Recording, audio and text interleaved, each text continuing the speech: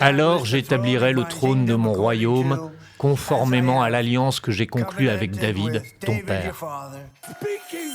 Un marathon de prière aux allures de pèlerinage avec comme guide Donald Trump. Ils sont plusieurs milliers de fidèles venus des quatre coins du pays pour prier à la grandeur de l'Amérique et son président qui a choisi de s'adresser à eux depuis le bureau ovale en leur lisant un passage de la Bible. Alors j'établirai le trône de mon royaume, conformément à l'alliance que j'ai conclue avec David, ton père. Donald Trump est les piliers de son administration qui appelle à tour de rôle à prier tout au long de l'année pour l'Amérique. L'événement, financé en partie par des fonds publics, se déroule à 2 pas de la Maison-Blanche, le centre du pouvoir américain.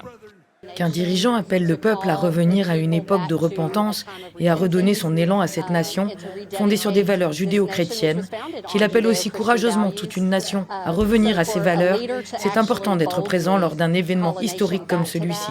Une vitrine du nationalisme chrétien où sur les 14 religieux qui se sont succédés sur scène, 11 sont des protestants évangéliques issus d'un courant ultra-conservateur. S'ils ne représentent qu'un quart de la population américaine, ils sont en revanche très présents au sein de l'administration Trump.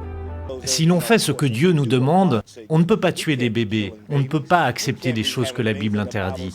Il a fallu l'arrivée au pouvoir de ce président pour qu'il déclare qu'il n'y a que 2 sexes, hommes et femmes. C'est absurde.